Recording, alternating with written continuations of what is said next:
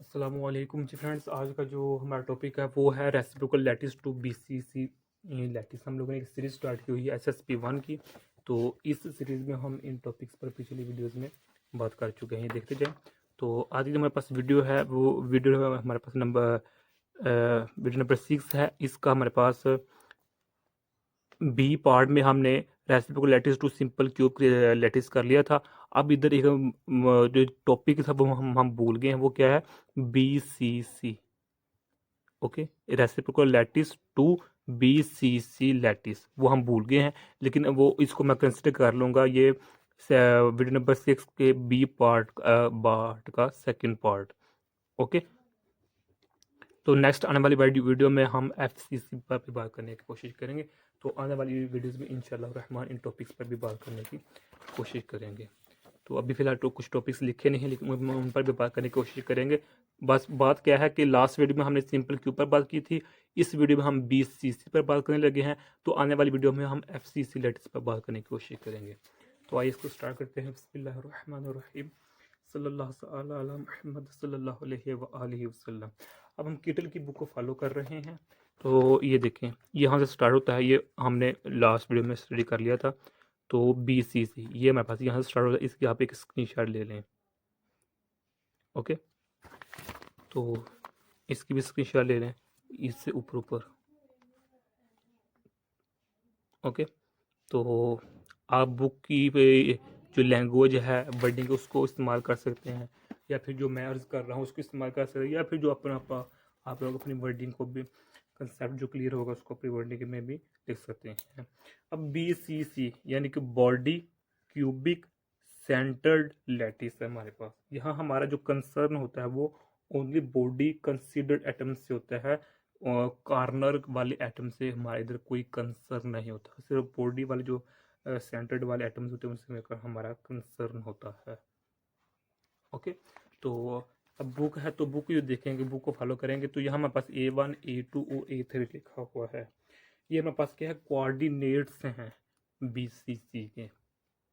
BCC lattice के जो coordinates हैं वो क्या है? A1 है, A2 है और हमारे पास A3 है। ओके, अब यहाँ इसको अगर देखें तो 1/2 क्यों आया है? क्योंकि जो मेरे पास एटम है, ये वाला एटम ये सेंटर्ड में है। यहाँ हर जो एटम है बीसीसी में वो हम पहले बता चुके हैं कि वो सेंटर्ड में होता है, इसलिए तो 1/2 इसलिए आया है।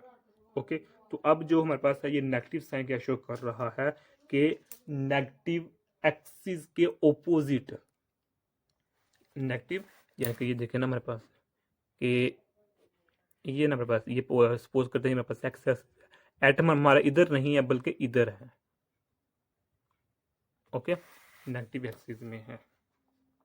तो अब अगर हम बात करें इसके जो बीसीसी का वॉल्यूम है वो हम किस तरह डिफाइन करते हैं, वो हम देखते हैं। V इज इक्वल टू हमारे पास क्या होता है? A1 dot A2 cross A3 और इसका मोड। यानी कि पहले हम A2 क्रॉस A3 लेंगे, इसका जो आंसर आएगा उसको हम A1 के साथ क्या कर देंगे? क्रॉस प्रोडक्ट उसका ले लेंगे, तो हमारे पास वॉल्यूम आ जाएगा BCC लैटिस का। इसको हम इस तरह भी लिख सकते हैं 1/2 A3। ओके, क्यों? क्योंकि A1 is equal to A2 की होता है, इसके इक्वल होता है, और ये हमारे पास इसकी इक्वल होता है, या फिर हम कहते हैं ये इसकी इक्वल होता है और ये तमाम चीज़ें इसकी इक्वल होती हैं।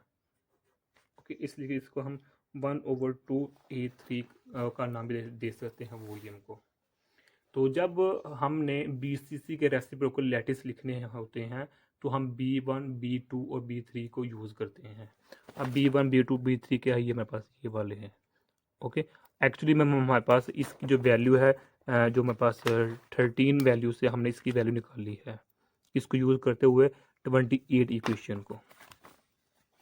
यानी कि ये देखें 28 इक्वेशन कहाँ से हमारे पास? ये ऊपर वाली है। इस 28 इक्वेशन को हम यूज़ करते हुए इसकी मदद से हमने जो हमारे पास 13 इक्वेशन है, ये वाली इक्वेशन B1 B2 B3, इस इक्वेशन को हमने इस 31 इक्वेशन में कन्वर्ट कर दिया है। अब यहाँ डायरेक्ट स्टेप्स हुए हैं, तो चलें हम इसको सॉल्व करने की कोशिश करते हैं कि किस तरह इधर आया है। तो देखें, सबसे पहले हमने क्या निकालना होता है, वॉल्यूम है ना, पहले इसको सोल्व करना होता है, फिर इसका लेना होता है, तब हमारे पास आंसर आता है ना। तो हम इसका पहले लेते हैं B cross sorry A2 cross A3 है। तो इसको जब हम सोल्व करेंगे हमारे पास 1/2, ये तो हमारे पास कॉमन निकल आएगा ना, क्या होगा, ये हमारे पास कॉमन निकल आएगा ये वाला। ओके, तो जब हम इसको मोड की फॉर्म में सोल्व करने की कोशिश करेंगे, एक्स है, वाई है और मेरे पास जी है, तो इधर 1 है, -1 है, +1 है, 1 है, +1 है और -1 है। क्या है कि A2 और A3 की वैल्यू को हम पहले सोल्व करने की कोशिश कर रहे हैं। तो जब इसको हम सोल्व करेंगे तो मेरे पास क्या है कि 1/2 A है, तो +1 -1 ये होगा।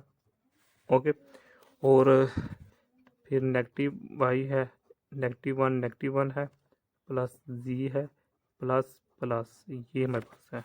ओके, तो जब इसको हम सोल्व करेंगे 1/2 A है, तो 0x हमारे पास, 2y है, 2z है हमारे पास। ओके, जब इसको हम सोल्व करेंगे तो हमारे पास क्या होगा, 2 और A होगा हमारे पास। ओके, तो यानी कि ये तो ख़त्म हो गया, अब 2 कॉमन निकालेंगे तो वो 2 बाहर आ गया ये वाला। तो अब अंदर क्या बच गया हमारे पास, y प्लस जी बच गया है, तो ये इससे कैंसिल, तो मेरे पास क्या बच गया है, ये बच गया है। ओके, ये मेरे पास रिमेनिंग केस रह गया है। ओके, अब जो मेरे पास x है वो 0 हो गया है इधर। ओके, तो लिहाजा जो मेरे पास ये टर्म बच जाएगी और यही टर्म हमने इधर यूज़ की हुई है। ये देखें, y प्लस जी है ना ये वाली, तो जो मेरे पास है 2 पाई हमारे पास है वो जो इसमें स्टार्टिंग में था, यानी कि क्वेश्चन नंबर 3 अगर हम देखें, 2 पाई ये वाला है। ओके, ये वाला है, तो 2 पाई ये वाला है, क्योंकि हम इसी क्वेश्चन को यूज़ कर रहे हैं 13 की क्वेश्चन को। तो 2 पाई ये वाला है, तो जो नीचे ए आ रहा है वो यहाँ है, ये वाला है, तो इससे हम इसको ऑब्टेन कर लेंगे, मेरे पास 31 इक्वेशन हम गेन कर लेंगे। तो अब जो मेरे पास 32 इक्वेशन है, ये देखें, 32 जो इक्वेशन है, वी टेक वेक्टर जी, हम इधर जो वेक्टर है वो जी ले रहे हैं। ओके, क्योंकि we have to draw brilliant zone, हमने ब्रिलियंट जोन को ड्रा करना है, एंड वी नो डैट, और अल्हम्दुलिल्लाह, तो हम जानते हैं कि हम जो ब्रिलियंट जोन है उसको हम किस तरह ड्रा कर सकते हैं।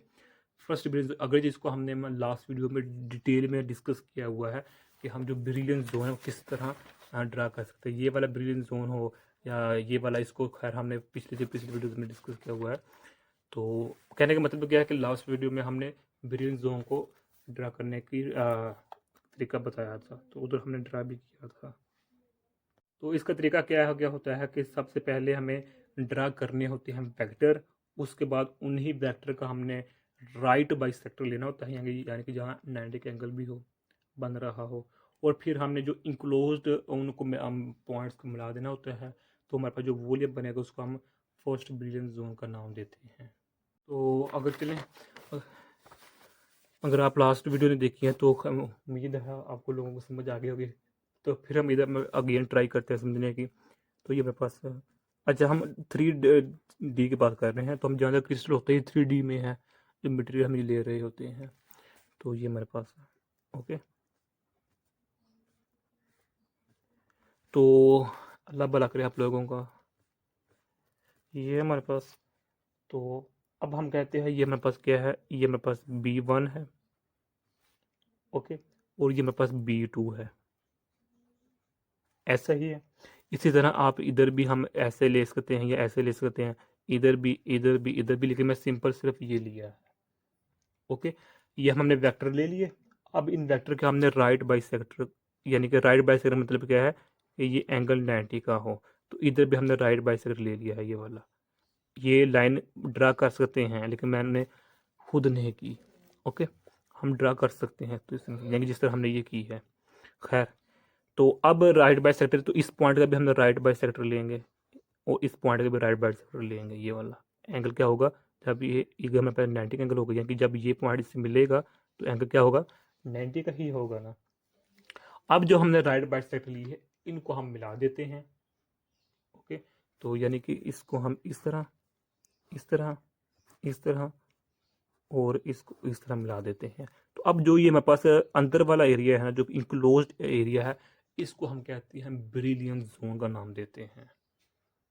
ओके, तो अब अगर इसको हम मज़ीद सिंप्लीफाई करने की कोशिश करें कि इस तरह कि जो मेरे पास ये वाला और यहाँ से ये, अब जो मेरे पास ये वाला पोर्शन है ना, ये सिर्फ ये मेरे पास फर्स्ट ब्रिलियंट जोन है, ये वाला और ये वाला, ये मेरे पास क्या सेकंड ब्रिलियंट जोन है। और ये मेरे पास सिर्फ ये वाला जो पोर्शन है, ये मेरे पास क्या फर्स्ट, और बाकी जो बच जाता है मेरे पास सेकंड ब्रिलियंट जोन होता है।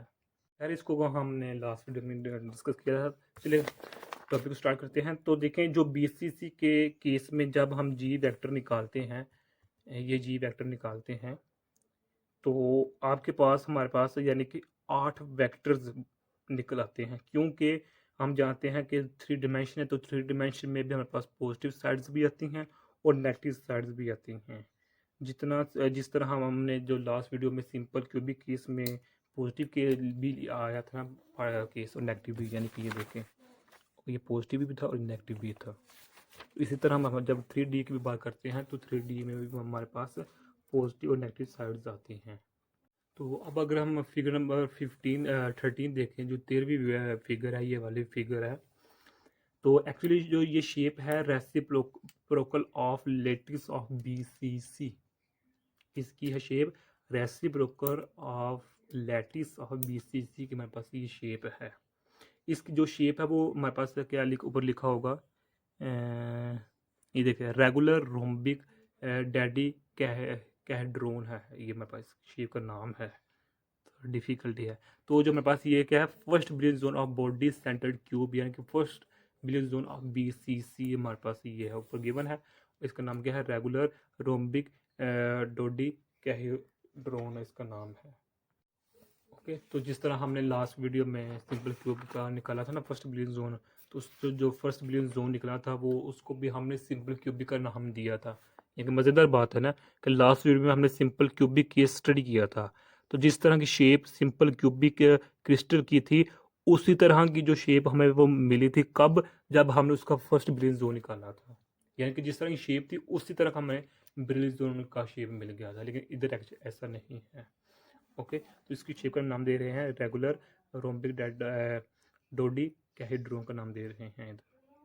ओके, यानी कि कहने का मतलब क्या है कि जो वेक्टर हम B1 B2 और B3, या ये वाले जो वेक्टर हैं B1 B2 और B3, इनको जब हम 3D में प्लॉट करेंगे, तो उस पर जब राइट बाई सेक्टर लेंगे, तो जो उन राइट बाई सेक्टर के अंदर जो एरिया वॉल्यूम इंक्लोज्ड होगा, वो उसकी जो शेप होगी वो इस तरह की होगी हमारे पास। ओके, तो यही आज का हमारा इतना सा टॉपिक था। तो खैर जो बातें बता दी हैं वही आई थिंक काफ़ी हैं, तो उसी में तमाम बातें आ गई हैं। तो अब जो हमारे पास ये देखिए जो 33 इक्वेशन है, 33 इक्वेशन है, ये क्या शो कर रही है कि जो रेसिप्रोकल लैटिसेस होते हैं ना बीसीसी के, वो इक्वल होते हैं डायरेक्ट लैटिस ऑफ एफसीसी के, ये इक्वेशन शो कर रही है। अब मैं इसके प्रूफ में नहीं जाऊंगा क्योंकि वीडियो पहले लेंथी हो चुकी है। यहाँ की दोबारा फिर सुन लीजिएगा कि जो रेसिप्रोकल लैटिसेस हैं बीसीसी के, वो किसके इक्वल हैं, डायरेक्ट लैटिस ऑफ एफसीसी के हैं।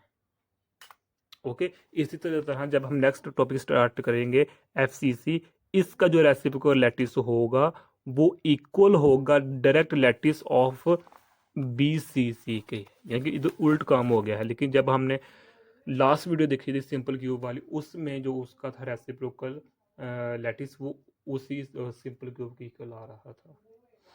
ओके, तो यही आज का हमारा इतना सा टॉपिक था। जज़ाकल्लाह खैर। अस्सलाम वालेकुम व रहमतुल्लाहि व बरकातुहू।